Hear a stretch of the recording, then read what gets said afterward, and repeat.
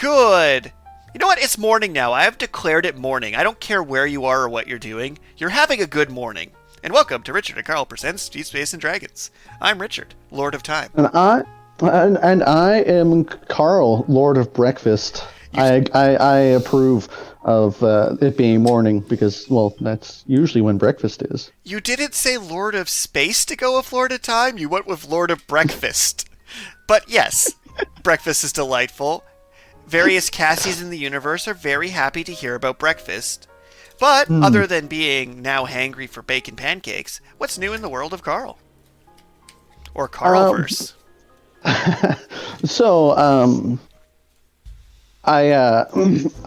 don't know exactly how big of a controversy it is, but I'm assuming you've seen some advertisements for the Disney Plus movie Turning Red. So, I have a full speech about Turning Red, so this better be pro Turning Red where you're going with this. I really did enjoy it. Correct. I wasn't planning on watching it. Maybe I would have if somebody had put it on, but I wasn't going to go out of my way to borrow Disney Plus from somebody to actually watch it. And I don't really like paying for subscription services when I don't know why, but anyway, point of the matter is that my sister, she sells Scentsy products, which is mostly it's like a wax that you melt down and aromates the space. But Scentsy also does plushies.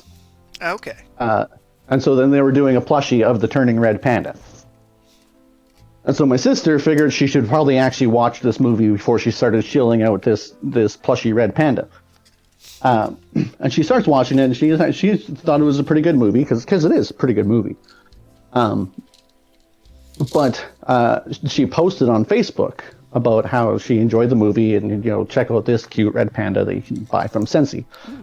And she got a message from some people from her Christian community friends about this negative review about how it's not a movie for kids. You shouldn't show it to your kids because it encourages teenagers to be rebellious, and there's this weird ritual where they say they worship their ancestors rather than worshiping gods, and it's like, wow, I did not realize that this coming of age story about a girl who turns into a panda whenever she gets too strong of emotions would have any sort of moral panic controversy.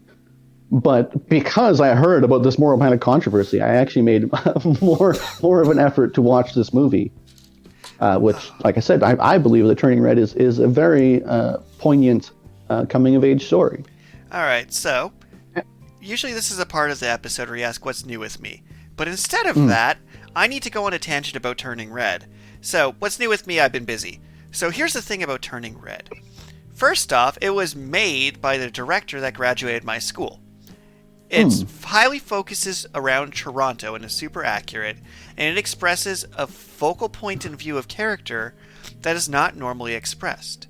However, the movie itself has been described as a period metaphor, and that makes people uncomfortable because our healthcare and our education system is terrible. So 99% of bad reviews for this movie are I heard someone be like, this movie was not great. And I'm like, let me going a tangent of maybe you weren't the target audience. Maybe this one specific movie wasn't for you. Maybe this movie was for people who immigrated to Canada with different customs and traditions than yours, huh? Ever think about that? Ever think that this movie wasn't for you, 40-year-old neckbeard on the internet? The source of 90% of the content? Ever think that this wasn't about you for even a second, censored, of your miserable life? Did it occur to you that this movie might give a much-needed viewpoint to someone else and you could just not watch it if you don't like it? This is very important representation for people, and they're losing their shit over it. And it's okay, you had a decade where Disney glorified your culture. Maybe just let someone else for a second. Watch Pocahontas and see how pro-America that thing was.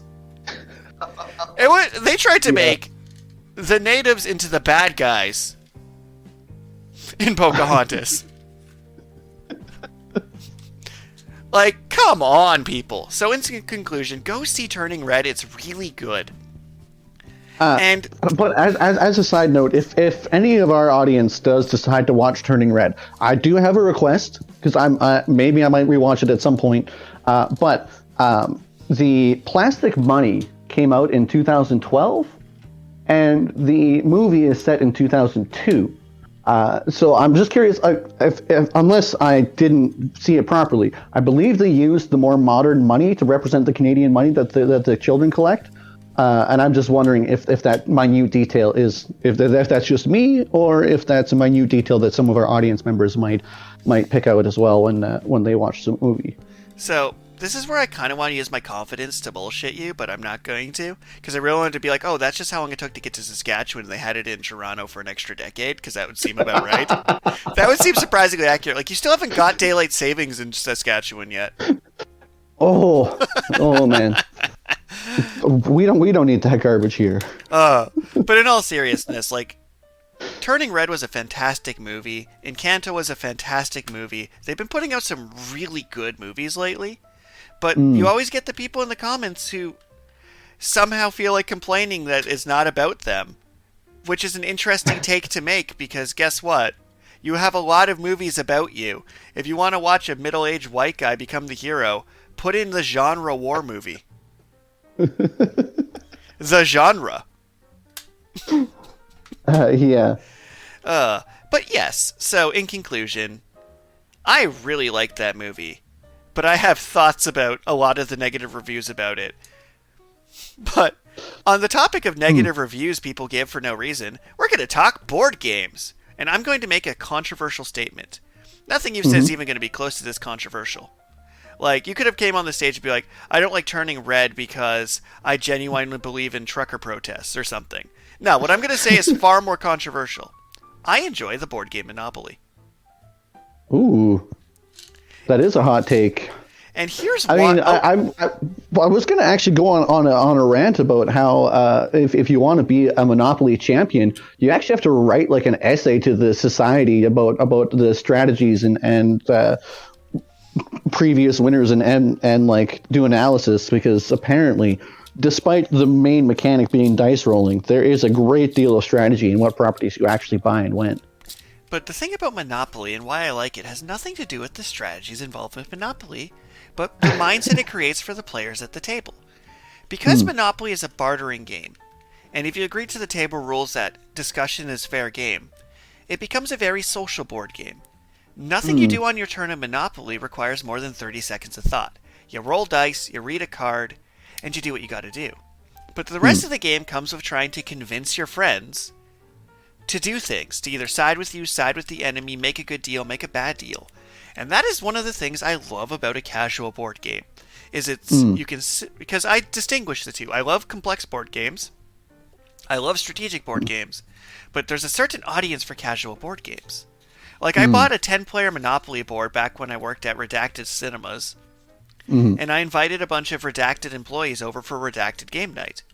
And the reason I picked Monopoly is they'd be able to have it while enjoying possibly a drink or two, and still follow the rules, follow what's happening. But it created a lot of potential for shenanigans. Like, I had one person be like, I will give you my belt for this property, and I still have that belt somewhere. It was a free belt. So that's one of the things I like about Monopoly, is it encourages discussion. And if you try and play Monopoly like no table talk, you can only trade during your turn. You can't do this. You can only make trades of things in the game. You can't make promises. Oh, how dare you lie to me. You're playing Monopoly wrong. Because serious Monopoly is the wrong way, in my opinion, to play Monopoly. Because here I am telling people how to have fun wrong. But feel free to follow up on your thoughts on Monopoly. Well, I mean, I have always kind of I've disliked Monopoly for almost the exact same reason, and that's because maybe I play with people who are too competitive, but maybe predatory isn't the right word. Predatory loans. but it definitely there's a balance of power between the people who are actually good at negotiating and the people who end up inevitably losing everything. That is fair. So now that we've started with Monopoly, just for the scope of this video, we're going to avoid card games because we could easily do another 3 episodes on card games. So I'm not going to go into a tangent about how Unstable Unicorns doesn't work if you're playing with spiteful people, nor am I going to throw shade at your player group for that exact reason. That is going to be for a future episode. Oh yeah, no shade thrown, none whatsoever. But you know what is a fantastic, also terrible board game that no one should ever play like Monopoly, but it's good if you have the right people? Risk. Risk is a fundamentally broken game, but I've had so many good Risk nights. And it's a shame, because there's so many better Risks, but getting people to understand the better Risks is hard. What are your thoughts on Risk? Well, I mean, I heard your soul leave your body.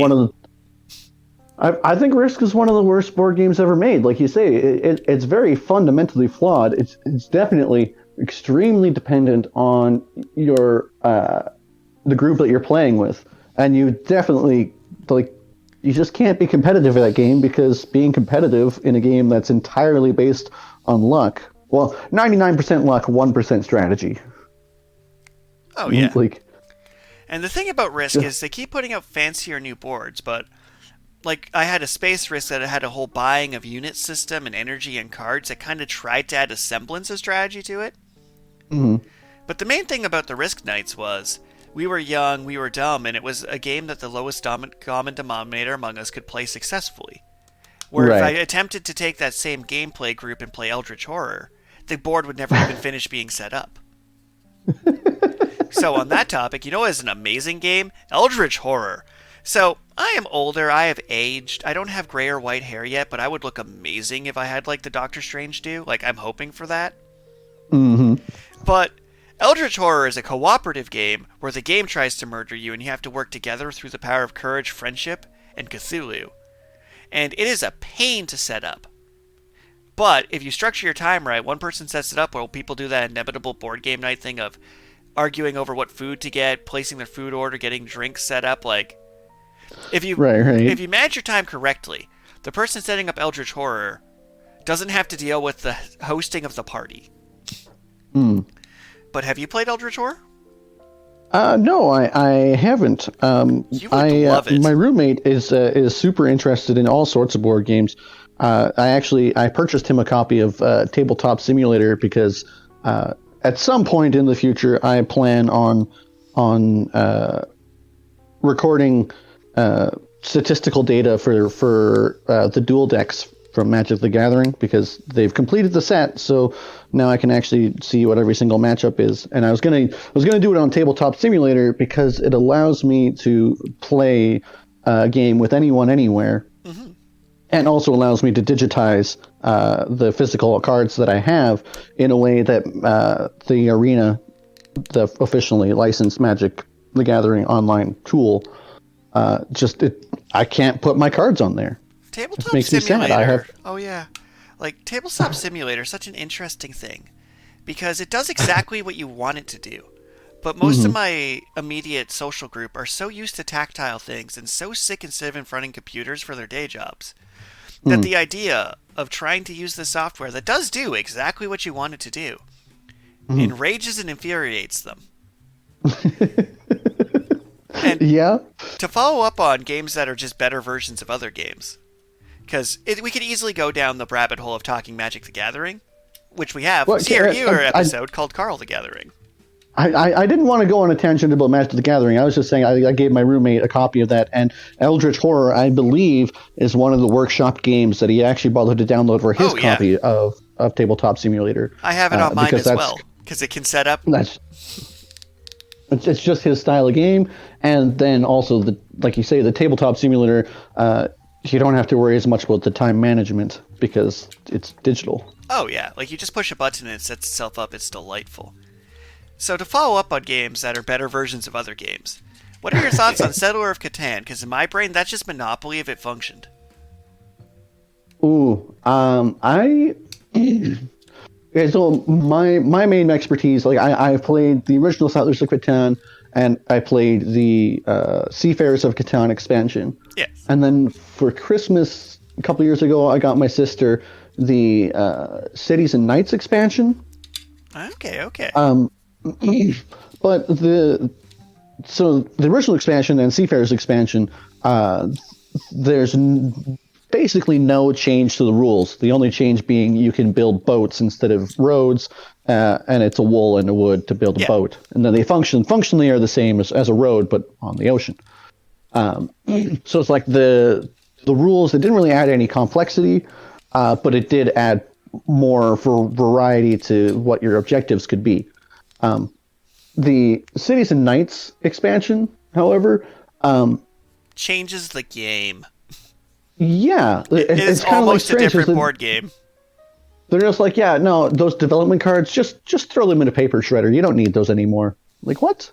Oh yeah, by the way, your cities are like more valuable, but less valuable because they don't actually generate you as many resources because you get commodities instead. Like, well, but I want more resources.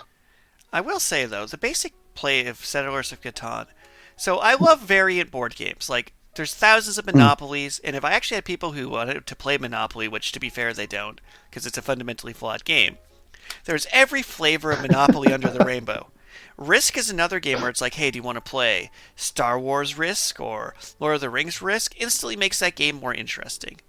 I would love a Pokemon Settlers of Catan where you raise your Mareeps to get them together to build your boat sail, or you have your Triad of Gyarados to cross the ocean. Like, a non-violent Pokemon Settlers of Catan, I would love. I would love if your resources were collecting Pikachus to turn the lights on in your city. That would be pretty excellent. But to move into interesting board games, have you played... Actually, I'll let you mention one, because I've been name-dropping a lot of basic ones right now. Oh, well, I mean, like, the majority... Oh, actually, Merchants and Marauders. That's a cool game. I am not familiar. Give me the elevator pitch. Well, I mean, so you play as the captain of a ship in the Caribbean, and Johnny Depp. You can either be a merchant or a marauder, and the goal is to get 10 victory points, which you can get by like doing quests, or by successfully delivering goods, or by pillaging other ships and stealing goods, or it's. And then you can get secret victory points by storing 10 gold pieces in your treasure chest, and it actually gives you a little box, and you put gold pieces in it. Nice. So nobody knows how much gold you have in your box. I do love that. And then you can just be like, aha, I have 50 gold in here, so that's the 5 victory points I needed. Oh, that is delightful. One thing I'm definitely going to do, though, is for the scope of this episode, we cannot talk tabletop RPGs, which are kind of board games, but not really. But on the topic of, like, those kind of games, have you played Here to Slay yet? No, see, the actual number of board games I have played is pretty slim. So you'll have to give me the elevator pitch for that one. So, first off, are you familiar with T-Turtle? They do adorable t-shirts and things. Yeah, okay. They're the ones who made that Unstable Unicorn games that I'm not going to talk about for the sake of our sanity. Okay. But Here's to Slay is their D&D equivalency game, and it's how it works is you win by either assembling a team of 3 heroes, or by defeating enough monsters, but you roll dice in conjunction to make your team. But you do get to pick your class, like do you want to be the bunny barbarian, the cat warlock? And it's delightful chibi, and I like that it's really structured in function. They took their previous card game and kind of like fixed it in this board game version. And it does have a board, technically, but it's mostly just cards and dice. But I definitely enjoyed it. Because my aesthetic is adorable savage. Like, give me adorable bunny with a lightsaber charging in and fighting a dragon, and I'm on board. Give me a unicorn with a chainsaw just duct taped to its horn. That is my aesthetic as a person. Yeah. But while we're on the topic of board games, let's go to a classic one. Clue. Ooh. I was thinking about mentioning more classic board games, but Clue is I think Clue is also just a far superior board game to Monopoly, because it does still give you that social aspect that you were looking for, but there's actually a mystery to solve. The weirdest thing for me to Clue, and this might just be a flavor thing, is you get your pieces at the start with the board. Your pieces and the dice rolling to move on the board has almost nothing to do with Clue. If you instead say, I teleport to here, it would make no real difference in the gameplay. And the flavor thing that gets me is, you don't get to know if you're the murderer. You're just playing a character. And it's that weird disconnect. Clue would make so much more sense if you're playing detectives that weren't one of the colored characters and you're trying to figure out who solved the murder. Because playing as the characters, it's just a internal logic flaw. But, ignoring my hyper-specific quip about the lore of Clue, mechanically it is a nearly perfect board game. Even though the actual board and dice element is less about it and more about the structured guessing and trading mechanics of being able to pass information back and forth to identify a mystery, Clue is delightful. Right. I just have a weird logic inconsistency about it that I'm like, has this never bugged anyone else, or is this literally just a me problem and I might need some kind of medication? It's probably bugged a couple other people, but I'd never really thought about that. I'd always assumed that I was, just taking a colored pawn and then actually still just being a detective. And that's my thing, is your colored pawns represent the characters, but that's not integrated into the gameplay. And only I would be bugged by this as a human being. Although I do wish... I'm sorry? Go. I was going to say, I would like for some more fun and spin-off versions of Clue. Like, there's like a Harry Potter. But I'd like to see something you wouldn't think, like John Wick Clue. Where the murderer is always John Wick, and you're trying to figure out who he killed, when, and where. It's like John Wick with the book in the library would be amazing. Or John Wick on horseback with the heel kick. Or it'd be like, which one of these characters wasn't murdered by John Wick? like, oh, that would just be fantastic. All right, here's another classic one. Chess. Chess I have such a weird connection with. I like chess. So, I mean, in terms of game design, like Richard and I have collaborated, attempted to design a lot of games of our own. And one of the more interesting things that I think is to do is trying to make a game that's perfect information. Like at Once Upon a Time, we tried to make perfect information. Every player has access to all the information, and it's truly just a battle of wits. However, when it comes to perfect information, because I'm happy you brought this up because I was going to go there next. Perfect information, in a perfect information game, the better player will always beat the worst player. And it becomes possible to become truly perfection at it. A lot of games that are perfect information, the person teaching the game to the new person has such an advantage that the new person doesn't get into the game. Because you have to deliberately hold your punches if you want to teach someone chess and then not proceed to beat them at chess. So because of that problem with perfect information, things like trading card games or Clue or Monopoly lets the rivals in the group able to win occasionally, so they're more invested in playing because there's that base level of variance. And what I find is fascinating is what amount of variance is good. Just as a quick little side note, any element of randomness is also makes it not perfect information. I mean, just because you know all the values that are potential on the die, you can't know the results. So it's an element of luck. Where a perfect information game is literally there's no element of luck. It's purely how well do you know the game. Which again, like you said, games that are perfect information, the person who knows the game better will win. Whereas a game which has dice rolls or anything random like that, like drawing cards, there's a chance that someone will just get a bunch of lucky rolls, or they'll draw the right cards, and it can allow how much variance do you want to make the game fun for skilled players versus how much information do you want to share that makes it hard for new players to learn. And another issue of perfect information games is, are they solvable? So let's take tic-tac-toe. Once you hit a certain age or a certain level of sobriety, it becomes apparent that tic-tac-toe is a solved game. It's entirely possible that if you go first at tic-tac-toe, you win or draw every game because there's a specific series of moves that you win. Right. So when it comes to making a perfect information game, if it's solvable, then it's not a good game anymore. Because once it's been solved, you might as well throw it out. If it's not solvable, have you made a game too complex for a new person to possibly grasp? Like, let's take your delightful three-dimensional chessboard. No one will ever solve 3D chess. No. Because first you have to understand the rules of 3D chess. However, no one will ever play 3D chess with you who's not me, because you're already adding complexity to chess. A notoriously complex game. Yeah. So, when it comes to perfect information, it is terrible for a get my coworkers together icebreaker game night, but can be delightful for a get my group of friends who want to harm each other's souls together. And what I really enjoy is, and these are really rare, multiplayer perfect information games. Because two-player perfect information games are pretty common. Go, checkers, chess, tic-tac-toe. Not Battleship, but there's a lot of them. But there's very few that are 3 or more players. Like, I had a 4-player chessboard, and that is by far my preferred form of chess.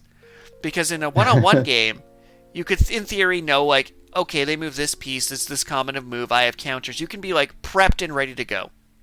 Right. The moment me and you are playing chess and Aaron is also there, all of your plans are gone. Because now you have to track 2 players, and it's still perfect information. But the number of moves increases so exponentially that it is unreasonable to know them all. Right. So taking a classic game, like even like checkers and something, and making it 3 or 4 players, makes it still perfect information, but makes it next to impossible to solve. If you're playing tic-tac-toe on a 5x5 grid, one player was X, one player was O, and one player was Y, your strats no longer apply. Okay, so I don't know if there's a more culturally appropriate name for it. I struggled here too. I'll look it up. Shh. Chinese checkers. Damn it! I almost had it. What did you think I was going to say? No, I knew you were going to say it, and I was this close to looking up the actual name to not say it. So close. Oh. Sturmhala it's called. S-T-E-R-M. Yeah, S-T-E-R-M-H-A-L-M-A. So close.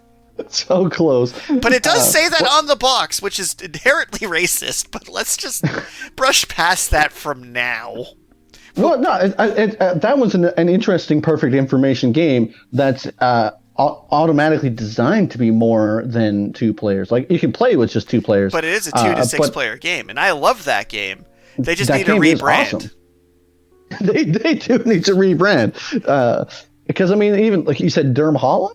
Sturmhala. A more modern and simplified version of the game, Halma. Halma. Oh, now I'm curious about what the more complex version is. But yes, it's not racist to say what's on the package. It's called Chinese checkers, but they seriously need to think about rebranding this game. Yeah. Because there is no way that's the correct... Like, come on, guys. Come on. You can do better. Okay, so I think I have one more board game that I want to mention, which I hope you have played before. And it's called Scotland Yard. I have not, but you've hyped it, so give me the full elevator pitch. Well, I mean, it's a fairly simple game. One player is Mr. X, and there are up to 5 detectives who must find Mr. X in the London, I guess? I don't know. Are they called the Scotland Yard in London? Is that? Yes, surprisingly. I see where your brain's at. I see the loops you're trying to jump through, but no, you were right. You second-guessed yourself there, and you didn't need to. Yeah, okay, anyway. So the board is a map of London with various stops. Then there's bus stops, taxi stops, subway stops.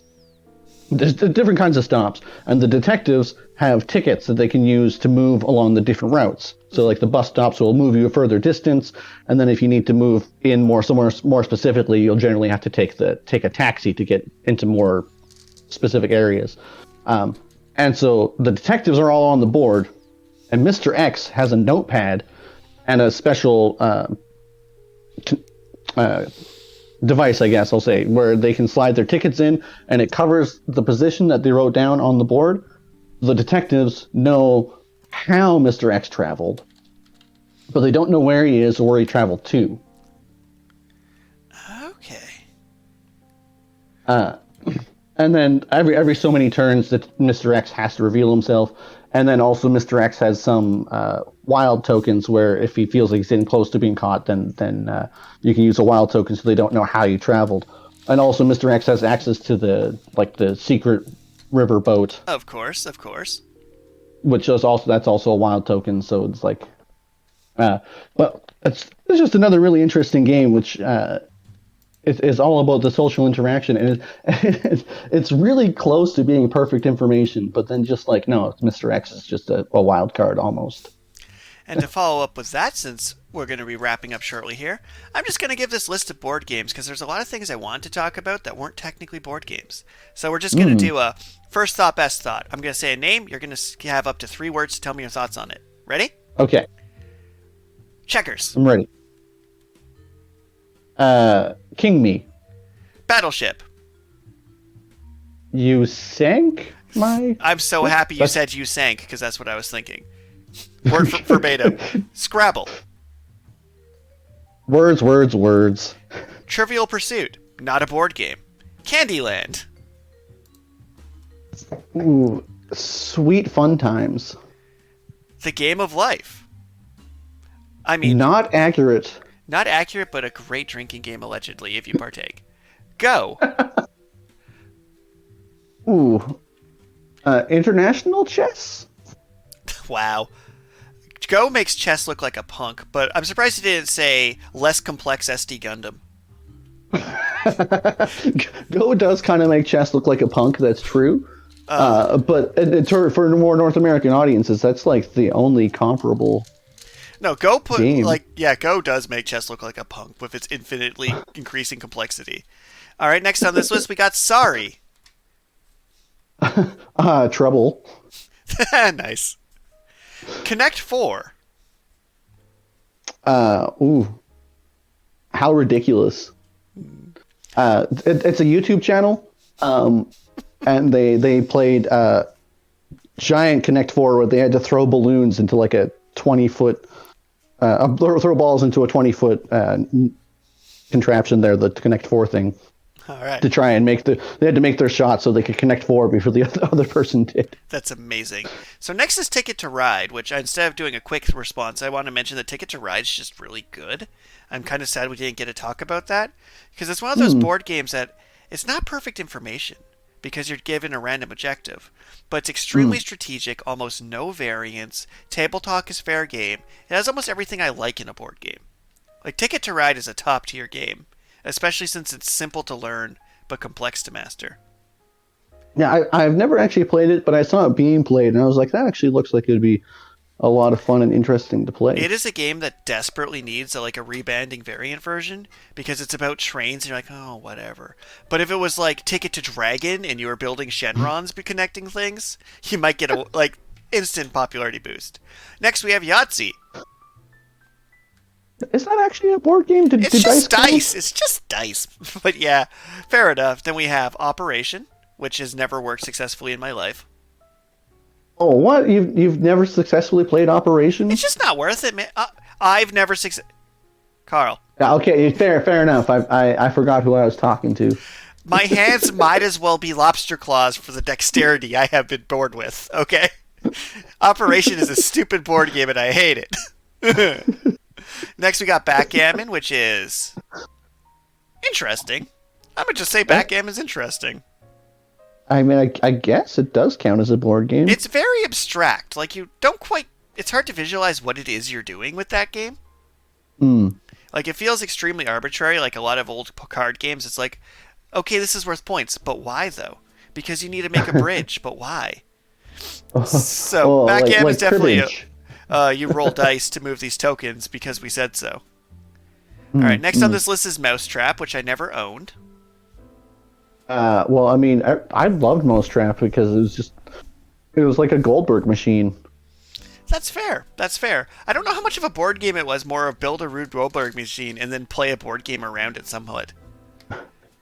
That's definitely one of those things that was better as a toy than a board game. Next on the list is Pictionary, which is not a board game. Then Jenga, which is not a board game, but there's 8 asterisks to that statement because it's then what is Jenga if not a board game?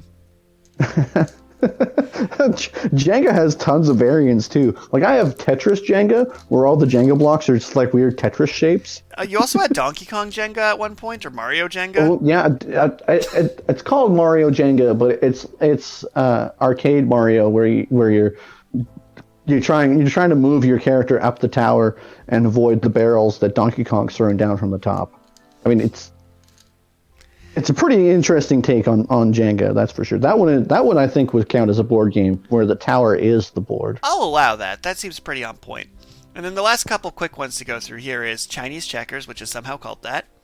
Reversey, which is poor man's Go. I can play Reversey. I'm pretty good at it. The moment it becomes Go, I'm done. Game over. Okay, is there a difference between Pente and Go? Or, I mean, Reversey? I don't think so. Okay. And then... I liked Pente because it had, like, the beads. Fair enough. And I think that pretty much wraps it up. You can argue cribbage is a board game if you want, but you can also argue that the best show and jump series is Doran. So it's interesting what arguments a person can make.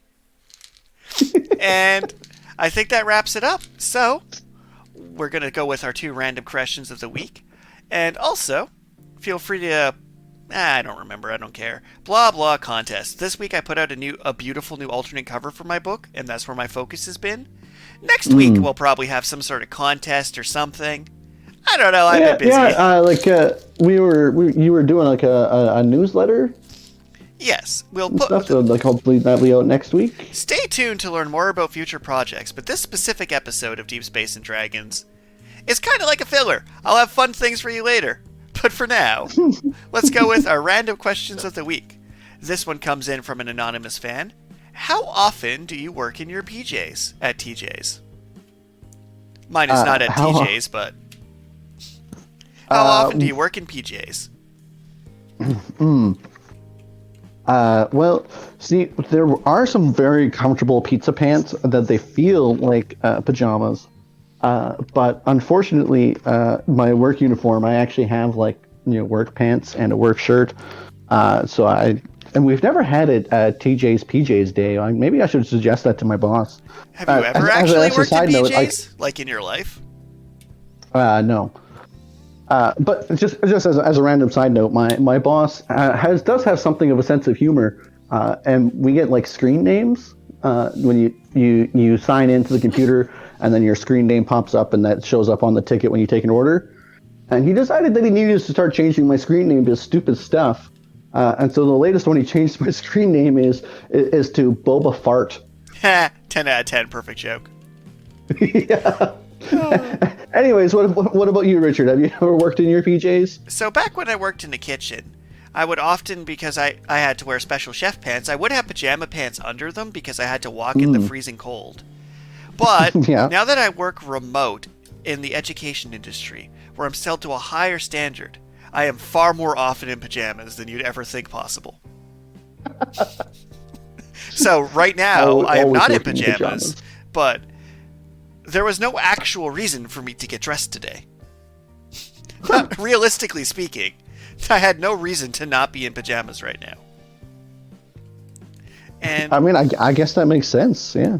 And our second random question is not random at all, but I'm just going to ask it. What is your favorite board game? What is my favorite board game? Ooh. Well, I guess we didn't actually talk about Betrayal at the House on the Hill. Ooh. We got 2 minutes. Go for it.